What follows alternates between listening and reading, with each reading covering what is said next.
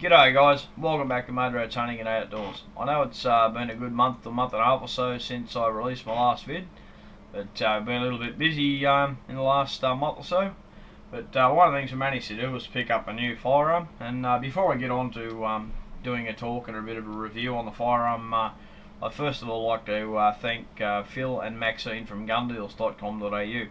Now, as you guys know who've been following my channel for a little while, I've been doing gun and gear reviews for gun deals for a little while now, and Phil put me on to Dean and Dave from Razorback Firearms, who also sell a lot of their equipment on gundeals.com site. So anyway, we took a poke down to Sydney and had a good chat with Dean and sort of ran it by him what we're after, and our purposes for the rifle. So he done me a great deal on the firearm.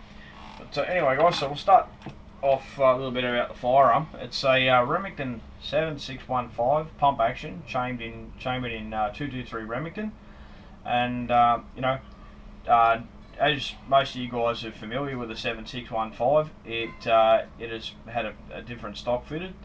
I didn't like the feel of the original Remington stock as much, so we opted for the choke pistol grip tactical stock, which allows you to change your length of pull just by adding or removing of a few spaces.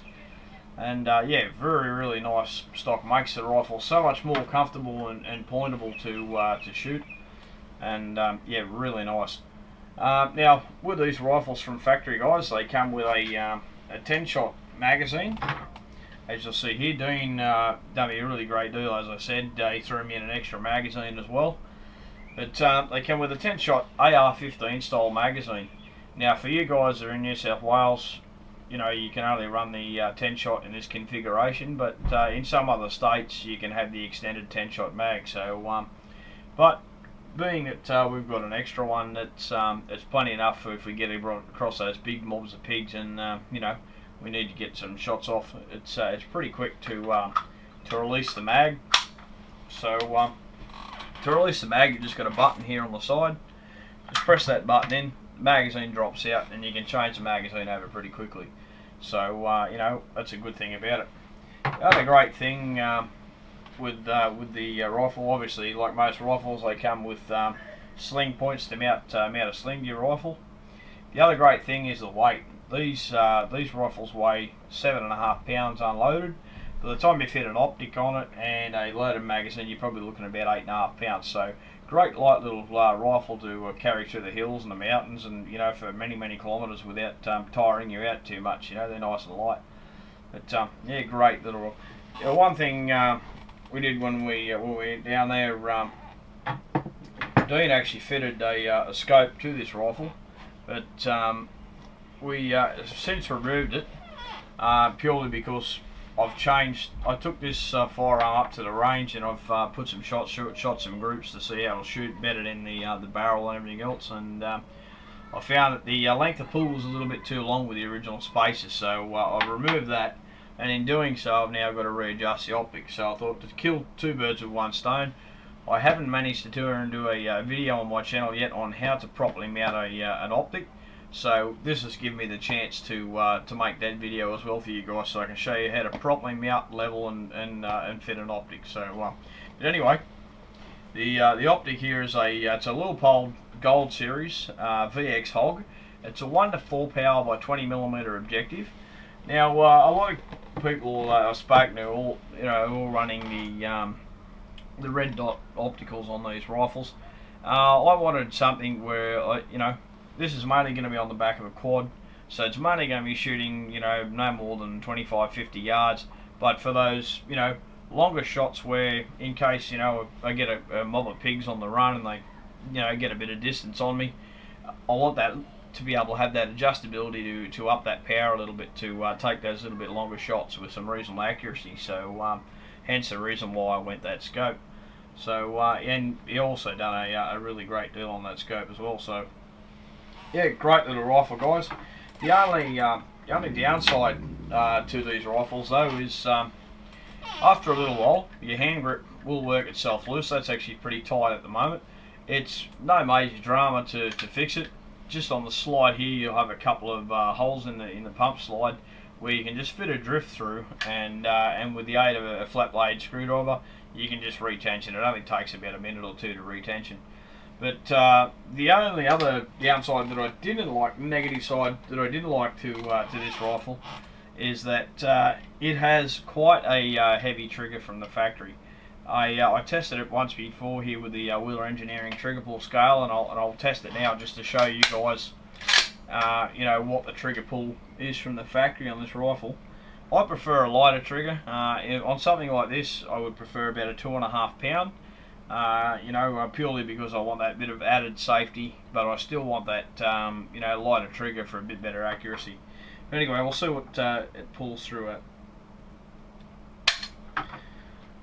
Okay, guys. So with the trigger pull scale in, we've got about 5 3/4 pound on the scale. So, you know, still quite a heavy trigger pull. Like I said, you know, just my personal preference. I prefer a little bit lighter trigger pull, but that's just my preference, you know. And I also would like a little less creep. This trigger does have quite a bit of creep in it, so that's just my personal preference. But you guys might, you know, think different. The safety on these guys are ambidextrous, so it doesn't matter whether you're a left-hand or right-handed shooter. The safety is just here, easy to access. You know, so really, really great, comfortable little safety. You know, and really accurate. Like I was shooting this thing at 100 yards up at the range last weekend. Very, very windy conditions, and I was shooting, you know, 1-inch groups with Federal American Eagle ammunition. And it was a very windy day, even with that heavy trigger. You know, we were still pulling in inch groups. You know, I'm sure if I were to turn and lighten the trigger, which I will end up sending this trigger away to Glencoe in Sydney to be lightened. I'm sure once it has a lightened trigger and a you know, and not such a windy day, we'd probably see groups down around about the half minute of angle groups. So perfect for what we want for a nice light little scrub gun. One other thing with the firearm is for you guys that, you know, when you go hunting that might not tend to use hearing protection, if you do decide to get one of these, you may want to put some hearing protection in. These have got a 16.5-inch barrel from factory, and they do have quite a bark to them. So you know, they are quite loud. I always, no matter what you know, caliber I'm firing, I usually always try to have my my hearing protection in anyway. But especially with this thing, it does have quite a fair bit of bark to it. But there you have it, guys. Nice light little gun that you can carry for hours on end and not have to worry about you know, taking it out of you too much, and at a reasonable price. I mean, you can buy these guys brand new out of the box. They normally come with a ghost ring style sight. The police model don't. They come just with a drilled and tapped top rail here, and then you know, you fit your rail and your rings and your optic on. But they run about $1,550. You know, with the standard stock. You know, Dean done a really great deal for me on this one. You know, normally the choke stocks are about $350 to buy for these. So he done a pretty good deal on this whole thing, whole rifles package with the scope, the whole lot. So, but anyway, guys, great little rifle, highly recommended. I would rate it about a 7 out of 10. The only reason why I'd lose a point, it'd be an 8 out of 10 or a 9 out of 10.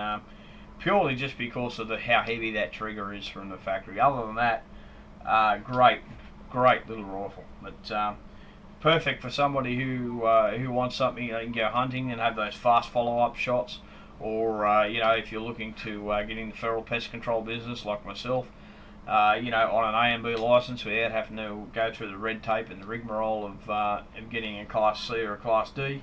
These are a great little rifle that'll really do the job. So anyway, guys, I hope you enjoy the review as always, and don't forget to like, favourite, subscribe, share with your friends on social media, and we'll catch up with you shortly when we do the scope fitting video on this rifle. So until then, guys, as always, safe and happy hunting, and take care.